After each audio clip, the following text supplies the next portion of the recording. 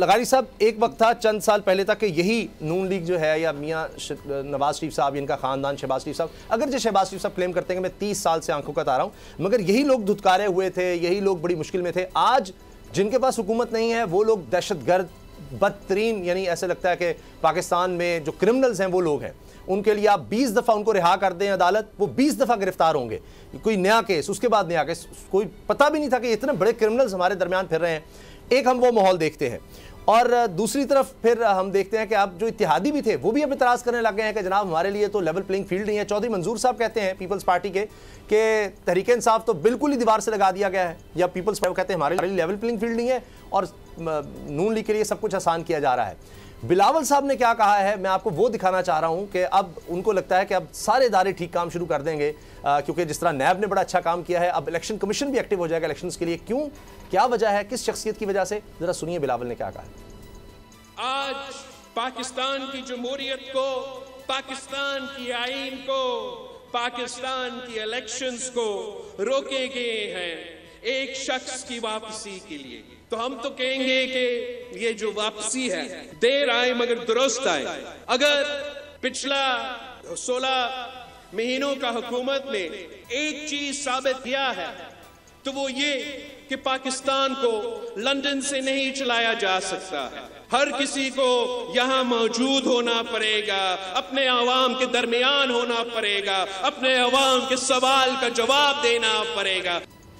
बिलावल साहब कह रहे हैं कि जी अब जिस साहब के लिए इलेक्शंस रोके गए थे उनका इशारा यकीनन मियां नवाज शरीफ साहब की तरफ है कि वो आ रहे हैं तो अब इलेक्शंस भी हो जाएंगे। तो लगारी साहब, ये कितनी ज़बरदस्त बात है कि अगर मियां साहब पहले ही आ जाते, नून लीग तो क्लेम कर रही है कि उनके आने से मईशत भी बेहतर हो जाएगी, तो बिलावल साहब ये कह रहे हैं कि अब इलेक्शंस भी हो जाएंगे, तो मियां साहब पहले आ जाते, आइन पर भी अमल हो जाता, कानून पर भी अमल हो जाता, डॉलर भी ऊपर ना जाता, महंगाई भी ना होती।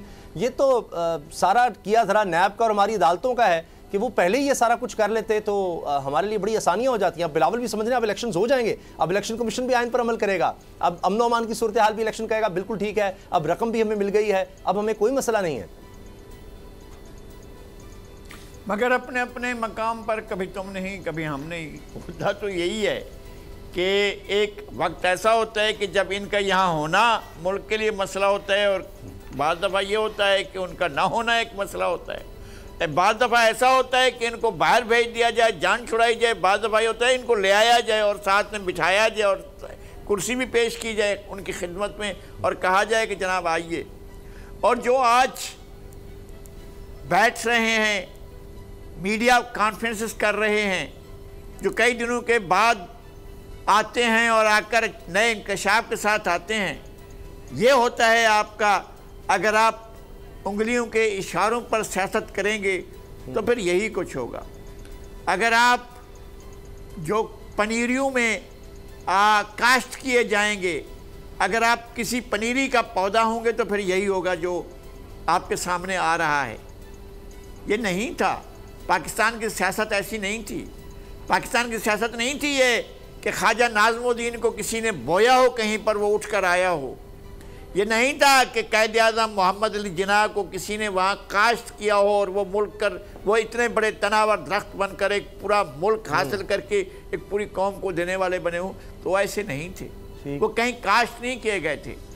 जो काश्त किए जाते हैं जी, जो गमलों में लगाए जाते हैं, वो ऐसे ही होते हैं। फिर आते हैं और फिर आकर बैठते हैं और बैठ कर कहते हैं जो मैंने कल कहा था वो गलत था, जो कल मेरा मौक़िफ़ था वो बिल्कुल सरासर गलत था, मेरा था ही नहीं मौक़िफ़, मैं ये जो कहता ही नहीं था, मेरी बात ही नहीं थी, ये बात तो किसी और की थी। वो भाई कोई और कहता था, मैं नहीं कहता था, मैं नहीं कहता था, मैं हल्फन कहता हूँ कि मैं नहीं कहता था, कोई और कहता था। कोई और तलाश करो ना, कहाँ था वो जो ये कहता था? वो मैं नहीं था, वो मैं नहीं था। एक कवाली सुनी थी 50 साल पहले मैंने, मैं नहीं हूँ, मैं नहीं हूँ, कोई बहरूपिया है। कोई बहरूपिया होता था जो बात करता था, अब जो आकर बैठा है ये बहरूपिया नहीं है, कोई और है। बहरहाल इस मुल्क में यही लिखा है, इस मुल्क में यही होना है कि आपके पास लीडर इस तरह से आएंगे, एक डाई में उनको घड़ा जाएगा, एक जगह पर उनकी परवान चढ़ाया जाएगा, फिर लाया जाएगा, फिर हटाया जाएगा, फिर बिठाया जाएगा, फिर सुलाया जाएगा, फिर उठाया जाएगा। इसी तरह से ये चमन यूं ही रहेगा और हजारों जानवर सब अपनी अपनी बोलियां बोलकर उड़ जाएंगे। अब अगर आपको ये वीडियो पसंद आई तो सब्सक्राइब करें और बेल पर क्लिक करें। सब्सक्राइब करें और बेल दबाएं ताकि कोई खबर रह न जाए।